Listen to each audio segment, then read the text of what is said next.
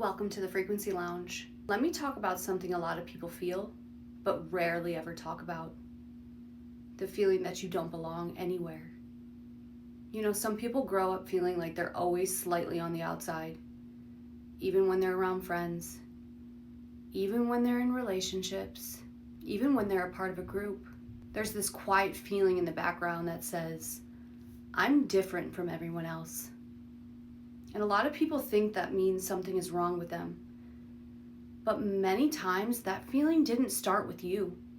It started in environments that you grew up in.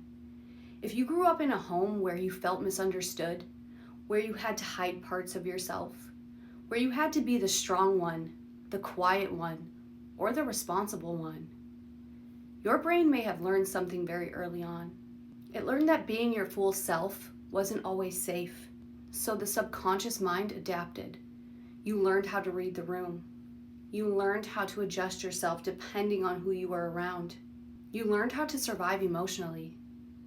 But there's a side effect to that adaptation. When you spend years adjusting yourself to fit different environments, you can lose the feeling of belonging anywhere at all. Because belonging comes from being fully seen. And if your brain learned to hide parts of you to stay safe, that sense of belonging can feel out of reach. But the truth is this: feeling different does not mean you're broken. It often means that you were aware enough to see patterns that other people ignored. And many people who feel like they don't belong in ordinary environments are the same people who end up creating new paths entirely. So sometimes the feeling of not belonging is actually the beginning of discovering where you truly do. I'm Veronica. This is the Frequency Lounge. I'll catch you next time.